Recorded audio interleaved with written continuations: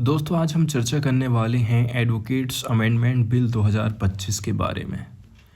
वकील लोग, इसके अलावा बार काउंसिल इसका विरोध आखिर क्यों कर रही हैं? सरकार को क्यों इसमें संशोधन करना पड़ गया है? हाल फिलहाल में देखा जाए सरकार की तरफ से बार काउंसिल को रेगुलेट करने, एडवोकेट लोगों को के ऊपर अपनी पकड़ को मजबूत बनाने का प्रयास किया जा रहा है। ये एक ऐसा सेक्टर था जो कि सरकार की पकड़ से बाहर था, अब सरकार के हाथ यहाँ तक पहुँचने लग गए हैं। इसमें एक तो लीगल प्रैक्टिशनर और लॉ ग्रेजुएट की परिभाषा में चेंजेस करने की बात कही जाती है।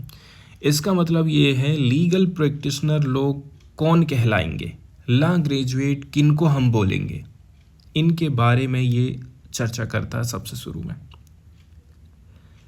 वहीं यदि हम बात करें लीगल प्रैक्टिशनर की, विधि व्यवसायी जिसको हिंदी में बोला जाता है, पहले लीगल प्रैक्टिशनर का मतलब वो व्यक्ति होता था जिसने बार काउंसिल में रजिस्टर होकर के कोर्ट में प्रैक्टिस कर सकता है। सबसे पहले उसको बार काउंसिल में रजिस्ट्रेशन करना है, इसके बाद कोर्ट में जाकर के वो प्रैक्टिस करने लगेगा। नया बिल बोलता है कि लीगल प्रैक्टिशनर की परिभाषा को हम और भी आगे विस्तृत कर रहे हैं, जिससे कुछ ऐसे व्यक्ति भी इस श्रेणी में आ गए हैं जो लॉ की पढ़ाई पूरी किए बिना ही कुछ विशेष क्षेत्रों में कानूनी सलाह दे सकते हैं। अब इससे जो लोग एलएलबी कर रहे हैं उनके अधिकार प्रभावित होते हैं। वो कहेंगे हमारी पढ़ाई कौन से मतलब की, फिर यदि बाहर से बिना एलएलबी किए कोई व्यक्ति कानून की सलाह देने लग जाएगा। तो कुल मिलाकर के ये बदलाव उन लोगों के लिए अवसर बढ़ा सकता है जो लीगल कंसल्टेंसी, आर्बिट्रेशन और कॉर्पोरेट लॉ में काम करना चाहते हैं, लेकिन इससे ट्रेडिशनल एडवोकेट को बहुत बड़ा नुकसान पहुंचने वाला है। सेकंड नंबर के अंतर्गत आ जाता है लॉ ग्रेजुएट। यदि आप फॉरेन से लॉ की पढ़ाई करके आए हैं तो आपको यहाँ पर नौकरी मिल जाएगी। इससे क्या होगा, जो इंडियन वकील हैं उनके रोजगार छिन जाएंगे। अभी तक लॉ ग्रेजुएट केवल उन्हीं को माना जाएगा जिसने बार काउंसिल ऑफ इंडिया से मान्यता प्राप्त यूनिवर्सिटी से एलएलबी की डिग्री हासिल किया है। संशोधन के बाद कुछ अन्य जो लीगल एजुकेशन प्रोग्राम्स हैं, फॉरेन लॉ डिग्री को भी इसमें मान्यता दी जा रही है। मतलब विदेशी विश्वविद्यालयों से किसी ने लॉ डिग्री हासिल किया है तो ये लोग भी भारत में वकालत कर सकते हैं। हालांकि इसका विरोध इसलिए हो रहा है क्योंकि इससे भारतीय लॉ यूनिवर्सिटी और बार काउंसिल की मान्यता प्रणाली पर असर पड़ने वाला है। इसके बाद बार काउंसिल की पावर और ऑटोनॉमी किस प्रकार से कमजोर होगी इस कानून के आने से। Bar council of India Bharat में वकीलों की सबसे बड़ी संस्था मानी जाती है जो कि लीगल प्रोफेशन को रेगुलेट कर रही है। इस बिल में बीसीआई की पावर और इंडिपेंडेंस पर असर डालने वाले कुछ प्रावधान शामिल हैं, जैसे कि बीसीआई की ऑटोनॉमी में हस्तक्षेप करना। बार काउंसिल अभी एडवोकेट के registration, disciplinary action, legal education आदि से जुड़े निर्णय लेने के लिए फ्री है, उसको किसी से परमिशन की ज़रूरत नहीं है। नया बिल आ जाने से गवर्नमेंट को इस एरिया में हस्तक्षेप करने को मौका मिल जाएगा। इससे सरकार को लॉयर के प्रोटेस्ट और स्ट्राइक पर प्रतिबंध लगाने का भी अधिकार मिल जाएगा, जिससे एडवोकेट के राइट टू प्रोटेस्ट पर असर पड़ने वाला है। जैसे कि अभी हाल फिलहाल ने सरकार में नए जो कंपनी के कोड लाई थी ना, लेबर कोड, उसमें सीमित कर दिया गया है हमारे हड़ताल करने के अधिकार को। बार काउंसिल की पावर में कमी किस प्रकार से हो जाएगी? पहले बार काउंसिल ही तय करता था कि कौन लॉयर की प्रैक्टिस कर सकता है और कौन नहीं कर सकता। नए बिल में गवर्नमेंट को कुछ मामलों में फाइनल अथॉरिटी बनाने का सुझाव दिया गया था, जिससे बार काउंसिल के अधिकारों में कमी आ सकती है। इस कारण कई सारे जो वरिष्ठ वकील हैं इसे लीगल प्रोफेशन की स्वतंत्रता पर हमला बोल रहे हैं। विरोध का मुख्य कारण क्या है? लॉयर का मानना है कि सरकार इस बिल के माध्यम से बार काउंसिल को कंट्रोल कर रही है। यदि बार काउंसिल की पावर कम हो जाती है तो सरकार वकीलों की इंडिपेंडेंस को सीमित कर देगी। वकीलों के विरोध और बार काउंसिल की आपत्तियों के बाद सरकार ने बिल को फिर से संशोधित करने का फैसला लिया है, लेकिन वो लेके आएगी।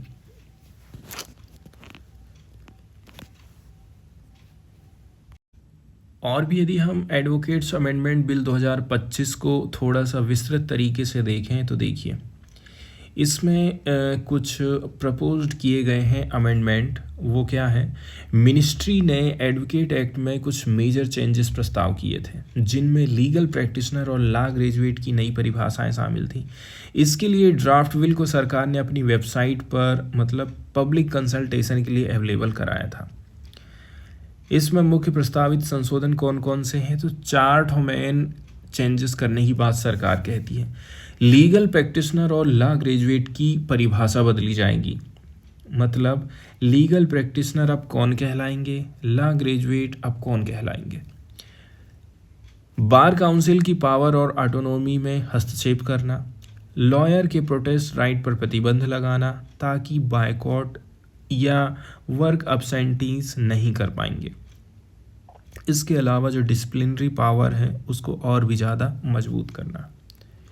हालांकि लीगल कमेटी के कई सदस्यों ने इस प्रस्तावित बदलाव का विरोध किया, जिसके चलते सरकार को बिल को पुनर्विचार करने के लिए मजबूर होना पड़ा। बार काउंसिल ऑफ इंडिया का क्या विरोध है, यहाँ पर हम देख लेते हैं। देखिए, बार काउंसिल ऑफ इंडिया ने union law minister Arjun Ram Meghwal को पत्र लिखा और इस बिल के प्रति विरोध जाहिर किया और कहा यह बार की स्वतंत्रता और स्वायत्तता को प्रभावित करता है। क्या क्या आपत्तियां हैं, पहले नंबर की बात यह है, इनकी जो ऑटोनॉमी है वो प्रभावित हो रही है। लॉयर लोग प्रोटेस्ट नहीं कर पाएंगे। लीगल प्रोफेशन पर सरकार ज़बरदस्ती अपना कंट्रोल स्थापित कर लेगी।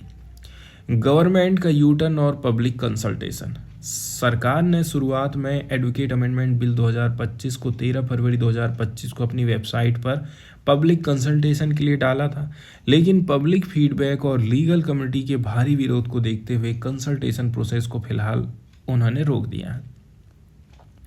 लॉ मिनिस्ट्री क्या बोलती है, रिसीव्ड फीडबैक को ध्यान में रखते हुए ड्राफ्ट बिल को अब हम फिर से संशोधित करेंगे और स्टेक होल्डर से दोबारा कंसल्टेशन करेंगे, ऐसा कहना सरकार का। पॉलिटिकल रिएक्शन और लीगल कमेटी की राय क्या रही है, कई सारे जो वरिष्ठ वकील और पॉलिटिकल लीडर हैं वो सब इसका विरोध कर रहे हैं।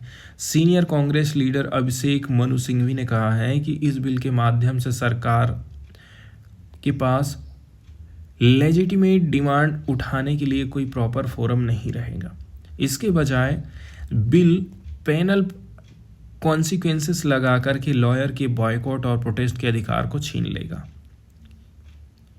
आगे की राह वे फॉरवर्ड की यदि हम बात करें तो सरकार स्टेक होल्डर और लीगल कमेटी के साथ दोबारा बातचीत करेगी। ड्राफ्ट बिल में आवश्यक संशोधन किए जाएंगे और फिर से पार्लियामेंट में इसको पेश किया जाएगा। लीगल प्रोफेशनल को स्वतंत्रता और अधिकार सुनिश्चित करना जरूरी है। बार काउंसिल और स्टेट बार काउंसिल की भूमिका और पावर को यहाँ पर क्लियर किया जाएगा। निष्कर्ष में हम ये बोल सकते हैं, एडवोकेट अमेंडमेंट बिल 2025 एक महत्वपूर्ण कानूनी प्रयास है, लेकिन इसमें बार काउंसिल की ऑटोनॉमी और लॉयर के अधिकारों से जुड़ी चिंताओं को आप अनदेखा नहीं कर सकते हैं।